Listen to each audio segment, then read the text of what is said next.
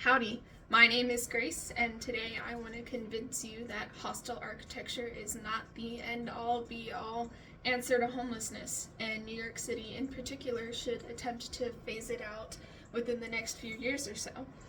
So you may remember from my last speech that hostile architecture is the design of urban spaces that is meant to limit or inhibit people's use of it.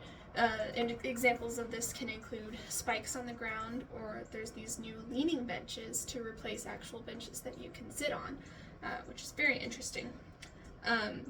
Especially in a place like New York City, where they generate around $63 billion in a year. That was from the 2019 Popular Annual Fiscal Report, so it may be higher now. And I don't think that they're using this money correctly to address homelessness. I don't think that hostile architecture is the answer, and I don't think you should think that either. So specifically, I think that the city of New York should phase out its hostile architecture as the first step to helping its homeless community. So what exactly needs to happen? I think that the first step, or the first main idea, should be to focus on helping the homeless community instead of hindering or driving it away. A lot of hostile architecture is implemented to force the homeless community to be away from the spaces and not be cluttering up streets, sleeping on benches that the city doesn't want them to be. And I think a pretty good example of why we need to fix this is the case of Martin versus Boise, Idaho. This is a case in which around 10 or so homeless people got together and took the city to court for their citations and prosecutions against these homeless people for sleeping outside. I think the term used was camping.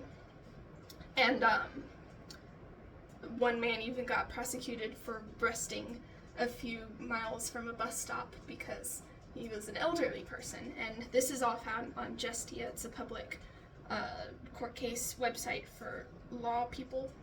And the finding in this court case was that the criminalization of sleeping outside does violate the 8th Amendment, which you may remember is the prevention or the protection against cruel and unusual punishments when it comes to court.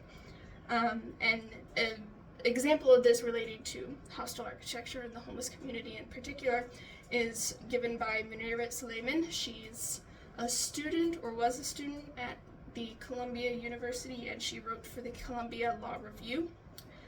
She connects this case to hostile architecture in the sense that hostile architecture could also be seen in violation of the 8th Amendment. Cruel and unusual punishment, not having seats available for people to sit on, spikes where people could be sleeping when they don't have shelter otherwise. So maybe we should be taking cities to court for this.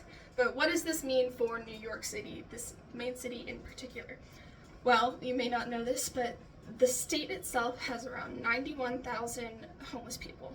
This is information given by United Way. It's a nonprofit organization. State has 91,000. That's a lot. The New York City itself has 80,000 of those homeless people in the 5 boroughs, which in a city of 12 million people already, it's a lot of homeless people. So New York City isn't exactly helping this community because despite being number 2 in the nation when it comes to the amount of homeless people, they are number 9 in the amount of available shelters. This is also from United Way. I think number 1 goes to Washington, D.C. with 281 available shelters. New York City only has 79. Think of that compared to the population in Washington, D.C., which I'm sure is a lot. I didn't look that part up, but compared to the population displacement or difference in New York City, it's a lot of people and not nearly as many shelters as are needed. So the hostile architecture implemented in New York City also isn't exactly for a good reason. It is meant to drive away the homeless community, get them out of the public spaces, get them out of the subway, which provides a shelter that is desperately needed, especially during this super duper hot weather we're having right now. New York City is hit pretty often by extreme weather. I mean, there's hurricanes, there's heat waves, there's dogs barking, there's freezing temperatures, snow, blizzards. The subway often is a very easy and convenient way of escape for homeless people to have shelter during this extreme weather. And hostile architecture is trying to force them out of it, not to send them to shelters or something, because there are no shelters available in New York City, not with that many people homeless compared to that many people who have living conditions. They're just trying to get them driven out of the city. The MTA in particular, the Transit Association of New York City, recently implemented a new hostile architecture project, part of a $74 million project where they were replacing all the benches, or at least most of the benches, in subway systems with these new leaning benches, which seems great. Leaning's fine. Who doesn't like leaning?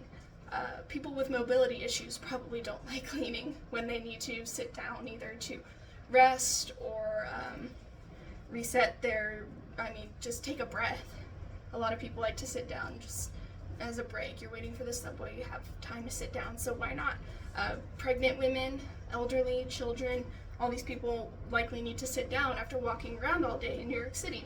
They're taking out benches. The MTA is also hiring around 500 new policemen for their police force in the subway system, for several reasons, but one of them, the underlying reason, is to relocate homeless people from outside, or from out of the subway system. They don't want them in there, they're trying to force them out, and they're doing that by spending $220 million on hiring all these policemen, and this is from the 2019 MTA press release. I believe it was in July. I'll put that in the comments just to make sure that's correct.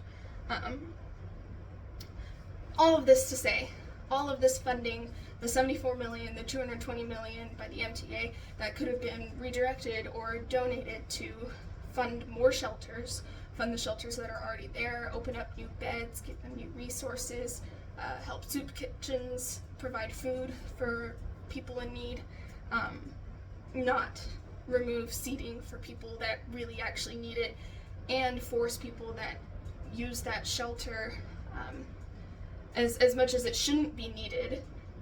They shouldn't also have an entire police force, there we go, dedicated to removing people from much needed shelter. So what does the redirection of funding look like? If the City of New York redirects their budget and their funding, which got cut around $615 million this year, or this coming year, I believe, and that is from the 2023 fiscal budget report from New York City itself. Then more shelters could be opened up, more job opportunities for homeless people, more programs to allow homeless people to find jobs. Sometimes all anybody needs is a few nights in a warm bed, 3 square meals a day, and a couple interviews and a nice jacket to get back on their feet.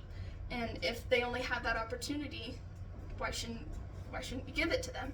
Especially when the City of New York has this much money and has the ability to move it around instead of take away more money from the homeless shelters and to put more into programs that don't need it as much. The other option is to drive homeless people off into the streets, into other cities, to be affected by the elements and be at risk of death or permanent disability due to exposure to the elements, which is, as humans, we can't allow that to happen. So basically, to sum everything up, hostile architecture is not the long-term solution. It is a short-term solution at best that costs a lot of money and will cost more money to replace later when people realize that hostile architecture isn't the best strategy for major cities to implement. We want to provide assistance.